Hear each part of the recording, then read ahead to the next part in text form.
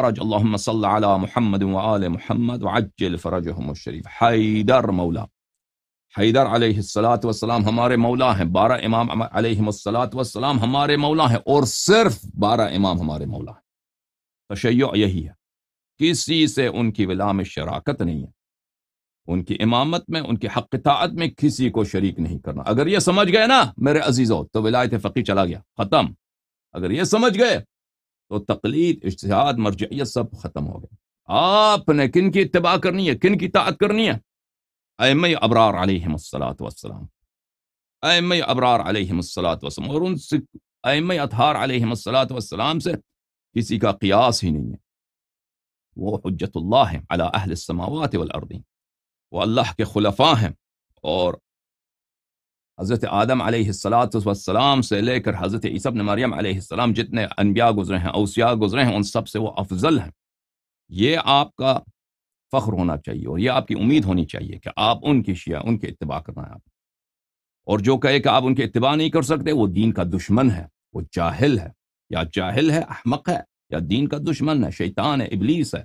آپ ان کی اتباع نہیں کر سکتے، بالکل اتباع کر سکتے ہیں. رسول اللہ صلی اللہ علیہ وسلم نے کبھی نہیں فرمایا کہ 12 اماموں کے علاوہ کسی اور کی بھی اتباع کرنی ہے. سمجھ جاؤ ان باتوں کو اچھی طرح سے.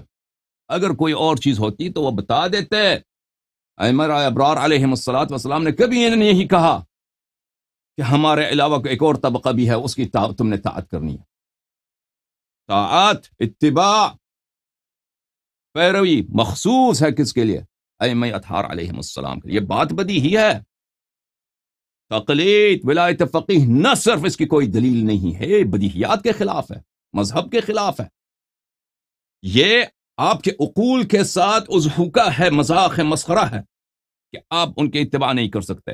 نبی کریم صلی اللہ علیہ وسلم کے اتباع آپ کے لیے ممکن نہیں. ائمہ ابرار علیہم الصلوۃ والسلام کی اتباع آپ کے لیے ممکن نہیں ہے، اس لیے کہ وہ ممکن نہیں ہے ایک اور طبقہ ہے ان کی اتباع کرو. نہیں، آپ کے لیے ممکن ہے، آپ کے لیے ممکن ہے، بشرط کہ آپ ان عالم سے رجوع کریں. وَأَمَّا الْحَوَادِثُ الْوَاقِعَةُ فَارْجِعُوا فِيهَا إِلَىٰ رُوَاةِ حَدِيثِنَا فَإِنَّهُمْ حُجَّتِي عَلَيْكُمْ وَأَنَا حُجَّةُ اللَّهِ. بشرط کہ آپ ان روات سے رجوع کریں، روات احادیث سے. اب مصیبت یہ ہو چکا ہے میرے عزیزو کہ جتنے دینی مدارس ہیں سب شرکائے امامت، غاصبین امامت کے ہاتھ میں، اور جتنے آپ کا خمس ہے، جتنے آپ کے ریسورسز ہے، وہ ان کے پاس جاتا ہے. اور آپ کے طلاب کی تربیت نہیں ہوتی احادیث میں، تو اس لیے ان علماء کی کمی ہے، بلکہ فقدان ہے جو آپ کو احادیث سنا سکیں. اور اس کی وجہ یہی لوگ ہیں، اس کی وجہ یہی مشرکین بالامامہ اور مشرکین بالخلافہ ہیں، جنہوں نے ائمہ طاہرین علیہم الصلوۃ والسلام کے مناصب کو غصب کیا ہوا ہے، اور اپنے آپ کو حجت کہلاتے ہیں شیعوں پر، اپنے کلام کو حجت بناتے ہیں، اہل بیت علیہم السلام کے کلام کو حجت سے ساقط کرتے ہیں. شیعوں سے کہتے ہیں کہ آپ ان کی اتباع نہ کریں، نہیں کر سکتے، ہماری اتباع کریں. اگر ان کی اتباع کرنے جاؤ، من لا يحضر الفقih کھولو، اس پہ عمل کرو. شیعہ بیچارے کو نہیں آتا من لا يحضر الفقih کھولنا، تو ان کو لاچار بناتے ہیں کہ ہماری اگر اماموں کی بات ماننا ہے تو اصول میں نہیں، فروع میں ہماری بات مانو. یا سبحان اللہ، کب ائمہ علیہ السلام نے یہ کہا ہے؟ اصول اور فروع میں تفریق ہے کہ اصول میں آپ ان سے سیکھ لیں، ائمہ اطہار علیہ السلام سے سیکھ سکتے ہیں، فروع میں ان سے نہیں سیکھ سکتے. کب کہا ائمہ اطہار علیہ السلام نے کہ ہماری احادیث ہمارے شیعوں کے لیے سمجھ نہیں آ سکتی؟ میرے محترم ناظرین، صدیوں تک شیعوں کا طریقہ کار یہ تھا کہ وہ احادیث پہ عمل کرتے تھے، روات حدیث سے مراجعہ کرتے تھے. بعد میں کئی صدیوں کے بعد جماعت عمریہ سے یہ اجتہاد کی مرض، اجتہاد کی وائرس، تقلید کی وائرس ان کے ہاں یہود سے آیا تھا. جماعت مخالفین کے پاس ان کے اکثر علوم یہودیوں سے ماخوذ ہے، ان کا فقہ یہود سے ماخوذ ہے، ان کا اصول فقہ ان سے ماخوذ ہے. اجتہاد و تقلید اصل یہودیوں کا سیرہ ہے. نبی کریم صلی اللہ علیہ وسلم نے فرمایا لَتَتَّبِعُنَّ سُنَنَ مَنْ كَانَ قَبْلَكُمْ شِبْرًا بِشِبْرٍ وَذِرَاعًا بِذِرَاعٍ. تم یہود و نصارہ کے نقش قدم پہ چلو گے تو ان کا فقہ ان سے ماخوذ، ان کا اصول فقہ ان سے ماخوذ، ان کا اجتہاد تقلید کا طریقہ کار، افتاء کا طریقہ کار ان سے ماخوذ، اہل کتاب سے ماخوذ. اور ہمارے علماء نے افسوس جو اس مذہب سے منسوب ہیں، حقیقت میں اس مذہب سے وہ بہت مراحل میں وہ دور ہیں، منحرف ہیں. ان علماء نے مخالفین کا طریقہ کار اپنا لیا اور رائے کا کہ نص کے بغیر نص بلکہ نص کے خلاف فتویٰ دینا. یا سبحان اللہ، یا سبحان اللہ. یہ شیعوں میں رائج کیا گیا اور آپ لوگوں کے گردنوں میں اپنی تقلید کا توق ڈال دیا کہ ہم جو کہیں وہی تم کرو. اور ہمیں کوئی ضرورت نہیں ہے کہ ہم اہل بیت علیہ السلام کے کلام آپ کو سنائیں، کیونکہ وہ آپ کو سمجھ آ ہی نہیں سکتی. اور یہ مسخرہ. اب تم خود سوچو، تم انسان ہو یا جانور ہو. اگر جانور ہو تو ٹھیک ہے بھائی، اہل بیت علیہ السلام کے کلام آپ کو نہیں، انسانوں کے کلام آپ کو نہیں سمجھ آ سکتے. اگر انسان ہو تو اہل بیت علیہ السلام نے انسانوں کے لیے بات کی، ان کے حدیث آپ لوگوں کے لیے وہ آپ سمجھ سکتے ہیں، بشرطے کہ کوئی آپ کے لیے بیان کرے. مشائخ حدیث کے سے مراجعہ کریں جو وہ آپ کو بیان کریں. اور آپ لوگ اس جرم میں شریک ہو شیعو کہ تم انہی اہل بدعت کی تم تعظیم کرتے ہو مجتہد کے نام سے. اہل بدعت کی تعظیم کرنا، ان کا احترام کرنا، ان کے لیے توقیر کرنا شرک باللہ ہے. یہ یاد رکھو، یہ شرک باللہ ہے. یہ لوگ آ کر یا تقلید کو ثابت کریں، ولایت فقیہ کو ثابت کریں، یا یہ لوگ بدعتی ہیں، ملعون ہیں. ان کا آپ توقیر نہ صرف توقیر کرتے ہو، نہ احترام کرتے ہو. مجتہد نائب امام، مجتہد نائب امام، ان کی عزت کرتے ہو، ان کو اپنا پورا ریسورسز ان کے اختیار میں دیتے ہو. اور وہ تم کو کیا دے دیتے ہیں؟ ان پڑھ مولوی. تم پورا ریسورسز اپنا خمس وجوہات سب مراجع کی جیب میں جاتا ہے، اور آپ کو پتہ نہیں ہوتا کہاں خرچ کرتے ہیں. آپ کے ذہن میں یہ ہوتا ہے کہ بھئی متولی ہیں، وکیل ہیں امام کے علیہ السلام کی جان. کہاں ہے وہ حدیث کہ یہ وکیل ہیں اموال لینے کے؟ کہاں ہے وہ روایات؟ وہ روایات کیوں چھپائی جاتی ہیں کہ اگر امام علیہ السلام تک آپ خمس نہ پہنچائیں تو خمس کے ساتھ کیا کریں؟ اگر آپ امام علیہ السلام تک خمس نہ پہنچا سکیں تو خمس کے ساتھ کیا کریں؟ وہ روایت آپ سے چھپائی جاتی ہیں، وہ احکام. اور ایک جھوٹا حکم، یا سبحان اللہ، نص کے خلاف، نص کے بغیر اور نص کے خلاف. اگر یہ کفر نہیں ہے تو کیا ہے؟ وَاتَّخَذُوا أَحْبَارَهُمْ وَرُهْبَانَهُمْ أَرْبَابًا مِّن دُونِ اللَّهِ. اب یہود نے اپنے احبار اور رہبان کو، یہ اہل کتاب نے ان کو رب بنایا اللہ کے بجائے. ائمہ اطہار علیہ السلام سے روایت ہے کہ یہود و نصارہ نے کبھی اپنے علماء کی عبادت نہیں کی، کبھی ان کے لیے نماز نہیں پڑھا، روزہ نہیں رکھا، کبھی بھی ان کے لیے سجدہ نہیں کیا. لیکن علماء نے ان کے لیے حلال کو حرام کیا، حرام کو حلال کیا. انہوں نے تقلید کی، اتباع. اور یہ شیعہ تم بھی یہی کرتے ہو. تمہیں کیا فرق ہے ان میں سے؟ اگر وہی کام یہود و نصارہ کریں مذموم تو آپ کریں تو آپ محمود، آپ کریں تو آپ کی تعریف کی جائے. عزیزو بات کھلا ہے. میں کوئی پشتوں میں، یا پشتوں تو آپ کو آتی ہوگی، میں چائنیز زبان میں بات نہیں کر رہا. یہ بدعت ہے. اگر اس کی دلیل ہوتی، یہ لوگ آ جاتے، دلیل پیش کرتے تقلید کی، یہاں پہ لائن لگتی ولایت فقیہ. میں نے کیا لکھا؟ ولایت فقیہ کفر ہے، شرک ہے، تقلید باطل ہے، اجتہاد باطل ہے. یہ لوگ نص کے خلاف فتوے دیتے ہیں. اور اگر عمر نص کے خلاف فتوا دے دے، مثلا طلاق ہوتا ہے، فرض کریں میں نے کل آپ کے لیے حدیث پڑھی ہے کہ 3 دفعہ ایک مجلس میں طلاق دیتے ہیں تو وہ ایک ہی طلاق کہلاتا ہے. عمر نے اس کو چینج کیا، ٹھیک ہے نا. اب شیعہ خوش ہو جاتے ہیں، شیعہ او عمر فلان فلان فلان فلان. اب تم سیستانی، بلوچستانی، شیرازی، خمینی، خوئی، یہ لوگ احکام کو جتنے چینج کریں وہ ان کو چٹی ہے. او بھائی تم اپنا آئینہ بھی تو دیکھو. شیعو تم اپنا بھی آئینہ تو دیکھو. تمہارے علماء مذہب کو چینج کریں ان کو چھٹی ہے. تمہارے علماء نص کے خلاف فتوے دے دیں، کوئی بات نہیں، نائب امام ہے. عمر کرے تو وہ ملعون ہے. تمہارے عقل کہاں ہے؟ دین کہاں ہے؟ ایمان کہاں ہے؟ منطق کہاں ہے؟ قیامت بھی ہے. رسول اللہ صلی اللہ علیہ وسلم کے سامنے کیسے منہ دکھاؤ گے؟ ائمہ ابرار علیہ السلام کے سامنے کیسے منہ دکھاؤ گے کہ تم نے اہل بدعت کی تم نے تعظیم کی، اہل بدعت کی تم نے نصرت کی، اور زندگی میں کبھی یہ نہیں ضروری سمجھا کہ تم اہل بیت علیہ السلام کی طاعت کرو. تمہارے عقیدہ یہی تک ان کی طاعت ناممکن ہے. ان کی طاعت ہو ہی نہیں سکتی کیونکہ احادیث میں جھوٹ بہت ہے، احادیث ہمیں سمجھ ہی نہیں آتی. یہ کہہ کر، یہ اباطیل تمہیں سنا کر اپنی امامت تم پہ جمایا گیا ہے.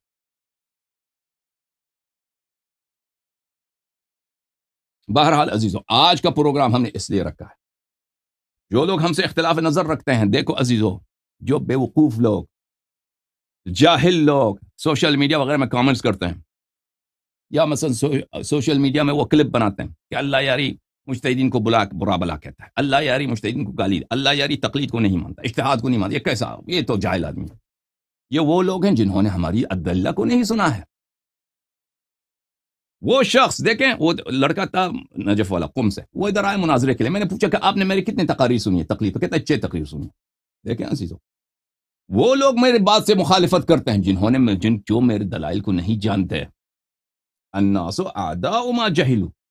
لوگ اگر آپ کو ایک بات کا پتہ نہیں ہے، آپ سمجھتے ہیں اجتہاد ایک مسلم زندگی میں. آپ پاکستان میں پلے ہیں، ہندوستان میں پلے بڑے ہیں، وہاں پہ جماعت عمریہ کی اکثریت ہے، اور پھر شیعوں میں بھی سب سکہ کس کا چلتا ہے؟ سکہ مذہب اجتہاد و تقلید کا چلتا ہے. تو بچپن سے آپ نے سنا ہے کہ اجتہاد تو بہت اچھی چیز ہے، ٹھیک ہے نا؟ آپ نے بچپن سے ہی سنا ہے، آپ نے بچپن سے ہی. یہ تو آپ کے لیے مفروغ عنہ ہے کہ اجتہاد یعنی دین کو اچھی طرح سے سیکھنا، قرآن کو اچھی طرح سے سیکھنا، حدیث کو اچھی طرح سے سیکھنا، پھر اس کے مطابق فتویٰ دینا. آپ نے یہ سنا ہے نا. لیکن آپ کو یہ نہیں معلوم کہ یہ اجتہاد ہے ہی نہیں. اجتہاد اس کو کہتے ہی نہیں ہے. اجتہاد یعنی نص، جس مسئلے پہ نص نہیں ہے یا نص ہے اس کے خلاف فتویٰ دے دینا، اس کو اجتہاد بولتے ہیں. اس کو، اور آپ سمجھتے ہیں کہ آپ کے مجتہدین اس سے بری ہیں. یا سبحان اللہ، اس سے بری ہیں. ان کی کتابیں بری پڑی ہیں 2 چیزوں سے: نص کے بغیر فتویٰ دینا اور نص کے مخالف بھی فتویٰ دینا، نص کے خلاف بھی فتویٰ دینا. ان کی کتابیں بری پڑی ہیں. ہم مان بھی لینا کہ یہ صرف نص سے فتویٰ دیتے ہیں، پھر بھی اہل بیت علیہ السلام یہ نہیں کہا کہ تم دوسروں کی بات مانو کیونکہ ہماری بات تمہیں سمجھ نہیں آ سکتی. اگر ان کا یہ صرف نص کی روح سے بھی فتویٰ دے دینا، یہ مان لیں، تو پھر بھی یہ طریقہ کار غلط ہے. آپ نے طاعت ائمہ علیہ السلام کی کرنی ہے. تو میرے عزیزوں، کہنے کا مقصد یہ ہے کہ جو لوگ ہماری مخالفت کرتے ہیں وہ یہ زحمت نہیں کرتے کہ وہ کتنے لوگ ہیں سوشل میڈیا میں کامنٹ کرنے والے بہت ہیں، بات کو سمجھنے والے، سننے والے، وہ سن کے جو اشکال کرتے ہیں وہ کتنے ہیں؟ وہ کوئی نہیں ہے. میری بات کو سن کر مجھ پہ کوئی اشکال نہیں کرتا. میری بات کو جو سنتا ہے وہ فاضل بن جاتا ہے. میری بات کو جب سنتا ہے، سمجھتا ہے، وہ علم کے مدارج پہ پہنچ جاتا ہے. وہ میری بات پہ اشکال نہیں کرتا. اشکال وہی کرتا ہے جو احمق ہوتا ہے. احمق کون ہے؟ احمق وہ شخص ہے جو ایک شخص کی بات کو نہیں جانتا.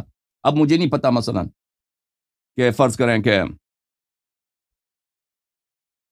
پاکستان کا سابق وزیر اعظم عمران خان کا فلان مسئلے میں کیا موقف ہے، تو میں اس کی مذمت شروع کروں کہ اس کی موقف باطل ہے. ٹھیک ہے نا؟ مجھے نہیں معلوم فلان مسئلے پر، اقتصاد کے مسئلے پر، قرضوں کے مسئلے پر، دفاع کے مسئلے پر عمران خان کا کیا موقف ہے، مجھے نہیں معلوم. اب میں اس کی مذمت کروں کہ اس مسئلے پر عمران خان باطل ہے. یہ تو حماقت ہے. آپ کو پتہ یہ حماقت ہے کہ انسان ایک چیز کو رد کرے جو اس کو نہیں جانتا. میرے عزیزوں، میرے بھائیوں، اگر تم جاننا چاہتے ہو میرے مواقف کیا ہیں، میرے تقاریر یہاں پہ تفصیل کے ساتھ موجود ہیں. اگر تم مولوی ہو، اگر تم طالب علم ہو، اگر تم یعنی حوزے میں مدارس، دینی مدارس میں پڑھتے ہو یا غیر دینی مدارس میں پڑھتے ہو یا کسی بھی شعبے سے تعلق رکھتے ہو، میری تقاریر کو سنو. پھر اگر تم اشکال کر سکو تو پھر اشکال کر لینا. ٹھیک ہے نا؟ اچھا، یہ پروگرام اس لیے رکھا ہے عزیزوں کہ ہم آپ کے اشکالات سنیں، آپ اشکالات کا جواب دیں.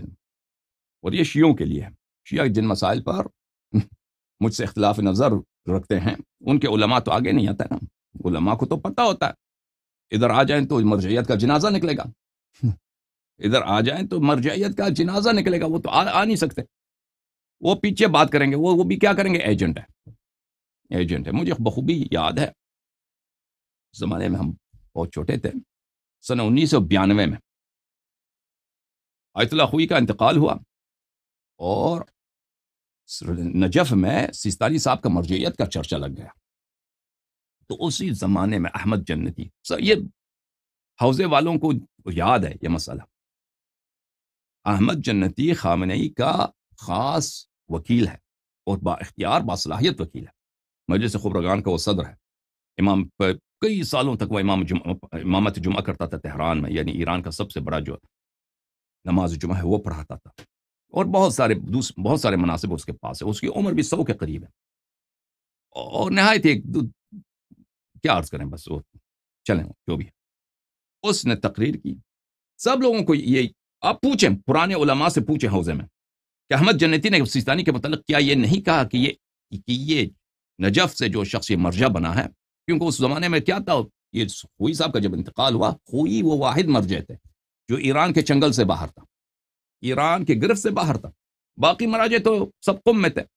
جب تک خمینی صاحب زندہ تھے وہ جس طرح ان پہ راج کرو، جس طرح ان پہ دباؤ ڈال دو، وہ جس طرح مرضی کرتے تھے ان سے وہی کرا دیتے.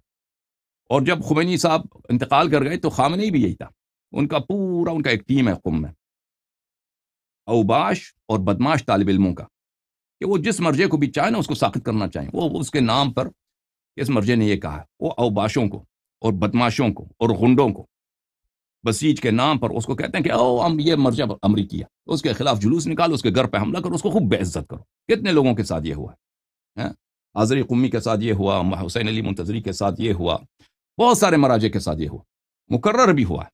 آیت اللہ سید کاظم شریعت مداری کے ساتھ یہ کتنا کئی مہینے تک وہ اپنے گھر میں محاصرت ہے، یہ غنڈوں نے، قوم کے مولویوں نے غنڈے بن کر ان کے گھر کا محاصرہ کیا تھا. آپ کو یاد ہے، آپ کو تو یاد نہیں، ہمیں بھی یاد نہیں ہے وہ زمانہ. وہ ہم نے یہ کافی مشہور ہے، ثقات سے سنا ہے، وہ میڈیا میں بھی ہے کہ مرحوم سید محمد حسین طباطبائی رحمۃ اللہ علیہ، صاحب تفسیر میزان، ان کی تو بڑی عزت تھی.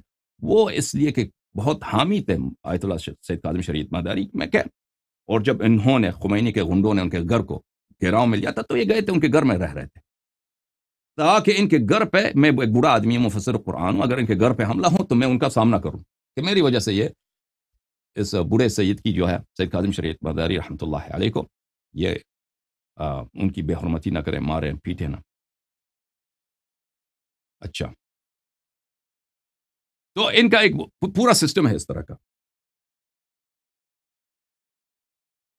تو قم میں جتنے مراجع ہیں تو وہ تو ڈر کے مارے سے وہ تو کچھ کہہ نہیں سکتے نا، ان کو پتہ ہے وہ کچھ جملہ کہیں تو فوراً کل وہ اگر وہ اطلاعات وغیرہ نہ بھی پہنچے نا، انٹیلیجنس سروس والے، فوجی پولیس والے نہ آئے تو وہ غنڈے ضرور آ جاتے ہیں. وہ ایسے کہ مثلا ہم اپنے آپ سے آ رہے ہیں کہ آپ رہبر کے خلاف بات کرتے ہیں، وہ ہم آپ کو سیدھا کریں گے سیدھا. اس لیے قم میں کسی بھی ہم یعنی بہت سالوں تک اس طرح چل رہا تھا. یعنی ابھی جو کچھ چینجز آئی ہیں، ابھی سنہ 2023 میں کچھ چینجز آئی ہیں. قم میں کوئی شخص، کوئی مدرس، حوزے کا مدرس یا کوئی بھی خطیب خامنئی پہ تنقید نہیں کر سکتا.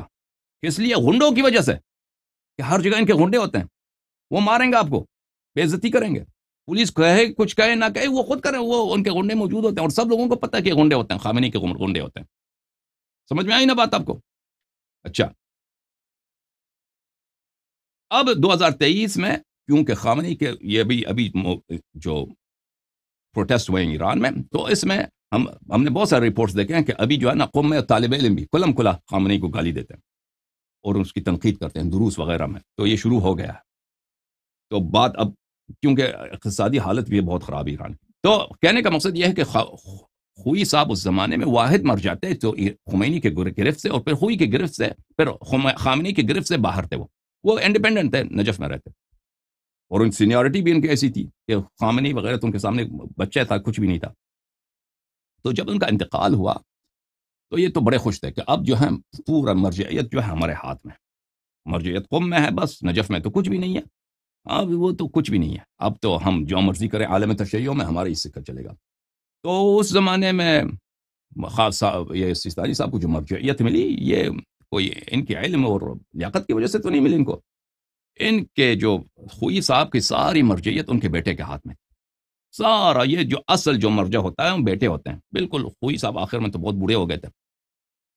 وہ سید تقی خوئی نے، حالانکہ خود خوئی کا رائے یہ تھا کہ ان کے بعد مرجعیت سید محمد روحانی رحمۃ اللہ علیہ کو ملے، اور انہوں نے کوشش بھی اس بات کی. اب یہ باتیں حوزے والے جانتے ہیں کہ سید محمد روحانی کو عالم سمجھتے تھے، لیکن ان کے بیٹے نے سیستانی کو دیا، اور وکلاء کو سب کو حکم دیا کہ تم یہی تبلیغ کرو کہ بھئی یہ عالم یہ ہے، بس عالمیت کا. وہ بھئی سیستانی کا نہ کوئی درس نہ کچھ بھی نہیں ہے. وکلاء نے بھی ان کو زندگی میں نہیں دیکھا. وہ یہ کہ جو وکلاء ہیں پاکستان، ہندوستان، امریکہ، یورپ، ایران وغیرہ میں، کب ان کو دیکھا؟ تو اگر دیکھا بھی ہے تو اس زمانے میں کہ وہ رسائل پڑھاتے تھے، اس سے عالمیت کا پتہ چلتا ہے، کہاں پتہ چلتا ہے. اچھا، تو ان کی مرجعیت بن گئی.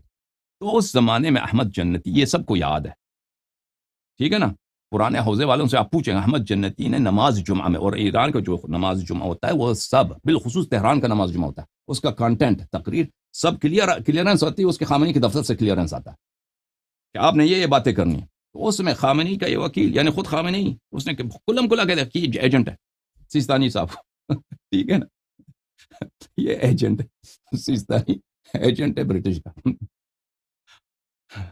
احمد جنتی نے، ابھی وہ احمد جنتی بھی زندہ ہے، جن لوگوں نے اس کو وہ ہزاروں کی تعداد میں سنا ہے، وہ سب موجود ہیں. آپ اس زمانے میں انٹرنیٹ نہیں تھا، اس زمانے میں ریڈیو وغیرہ تھے، ہم نے اس ریڈیو وغیرہ میں سنا تھا، اور کافی مسئلہ مشہور ہوا تھا کہ احمد جنتی نے یہ بدتمیزی کیا. اچھا، تو یہ کہنے کا مقصد یہ ہے کہ ہمارے خلاف جو لوگ علماء کو جرأت نہیں ہے کہ سامنے آ جائیں، وہ پیچھے بیٹھ کر ان کے پاس علمی بھی کوئی رد نہیں ہے، ان کے پاس بھائی علمی بھی کوئی رد نہیں ہے. یہ آ کے کیا کریں گے، نہایت سے یہ آ کے کہیں گے کہ بھئی اللہ یہ ایجنٹ ہے. یہ کوئی رد ہے بھائی؟ یہ ان کا فسق نہیں ہے؟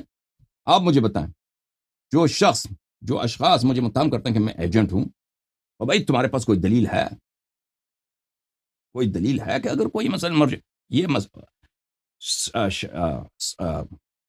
شیخ حر عاملی صاحب وسائل الشیعہ اتنے بڑے عالم کہ سب شیعہ علماء ان کے عیال ہیں، ان کے محتاج ہیں، ان کے تصنیفات کے محتاج ہیں، جتنا بڑا مرجع ہو اس کے تصنیفات کے محتاج ہیں. یہ کلم کلا کتنے ابواب ہیں وسائل الشیعہ میں، کتنے ابواب فوائد توسیہ میں اجتہاد تقلید کے خلاف ہیں. وہ ایجنٹ تھے، وہ ایجنٹ تھے. اور اتنے بڑے محقق فیض کاشانی صاحب تفسیر الصافی، صاحب کتاب تفسیر الوافی، اس جیسا شرح کس نے لکھا ہے کافی پر؟ وافی جیسا شرح دنیا میں آپ مجھے دکھائیں. یہ محقق فیض کاشانی رحمت اللہ علیہ، ملا محسن فیض کاشانی، یہ اجتہاد تقلید کے خلاف تھے. یہ سب ایجنٹ تھے. یہ صدیوں تک شیعہ نہ اجتہاد کرتے تھے نہ تقلید کرتے تھے. یہ سب ائمہ طاہرین علیہم الصلوۃ والسلام کے روات، نواب اربعہ. مرحوم کلینی کا ایک باب ہے کتاب کافی میں تقلید پر، سب روایت مذمت کے لے کے آئے ہوں. یہ سب ایجنٹ تھے. تمہیں شرم نہیں آتی؟ سب سے بڑے فساق تو تم ہو، سب سے بڑے جاہل تو تم ہو کہ دلیل سے مقابلہ نہیں کر سکتے، بہتان پر، کذب پر، تہمتوں پہ آ جاتے ہو. اگر دلیل ہے، علم ہے تو آ جاؤ سامنے. وہ کبھی نہیں آئیں گے کیونکہ وہ جانتے ہیں، اچھی طرح سے جانتے ہیں. ادھر آ جائیں نا، وہ آپ لوگوں کو بیوقوف سمجھتے ہیں. آپ کے مراجع، آپ کے حوزے وہ اچھی طرح جانتے ہیں، وہ خوب جانتے ہیں آپ کی حالت، کہ آپ کی حالت یہ ہے کہ آپ نے سوچنا چھوڑ دیا کیونکہ آپ ہیں ہی مقلد. آپ کو جانور سمجھتے ہیں کیونکہ آپ نے سوچنے کا طریقہ کار سوچ دیا. بھلے جیسے قرآن نے فرمایا وبشر عباد الذین یستمعون القول فیتبعون احسنہ، کہ تم بات کو سن لو پہلے، اگر حق ہے تو مان لو. تم نے تو یہ طریقہ کار چھوڑ دیا. وہ تمہاری نفسیات کو جانتے ہیں کہ یہ تو مقلد ہیں، یہ تو بیچارے العوام. ان کے علماء کے درمیان یہ جملہ کافی مشہور ہے نجف میں جائے العوام کالانعام، یہ تو ہے ہی جانور. وہ آپ لوگوں کو جانور سمجھتے ہیں. اسی لیے ان کو پتہ ہے بھئی ہم اگر استدلال کریں گے تو لوگوں کو پتہ چل جائے گا کہ ہمارے پاس دلیل نہیں ہے. استدلال کرتے ہی نہیں، چھوڑ دو اس کو. نہ ولایت فقیہ پر، نہ انقلاب پر، نہ مرجعیت پر، نہ فلسفہ و عرفان پر، نہ خمس سرح سہم امام پر، کسی پہ استدلال نہیں کرتے، چھوڑ دیتے. جو بھی مخالفت کرے اس کو تہمت لگاؤ کہ یہ جاہل. وہ جتنا بھی بڑا علامہ، ٹھیک ہے نا، علامہ مجلسی رحمت اللہ علیہ فلسفہ عرفان کا کٹر مخالف، کفر سمجھتے ہیں اس کو، کفر سمجھتے ہیں اس کو، ٹھیک ہے. اس کو بھی تہمت لگاؤ کہ جب سب جاہل، یہ نہیں جانتے، یہ پتہ نہیں ہوتا. ان کے پاس کچھ بھی نہیں ہے عزیزو، صرف ان کے پاس بہتان کے علاوہ ان مولویوں کے ہماری جو اپنے آپ کو معمم، آیات عظام، مراجع عظام، حجج اسلام کہلاتے ہیں، ان کے پاس ان کا ہتھیار کیا ہے؟ ان کے پاس ہتھیار یہی بہتان، کذب. کیا کہتے ہیں یہ جاہل ہے، ایسا بات نہیں کرتے، جاہل، ختم بات، بدتمیز ہے، گالی دیتا ہے. ٹھیک ہے. وجہ کیا ہے اس کی؟ وجہ اس کا یہی ہے کہ ان کے پاس دلیل نہیں ہے. ان کو خود پتہ ہے کہ دلیل نہیں ہے ان کے پاس.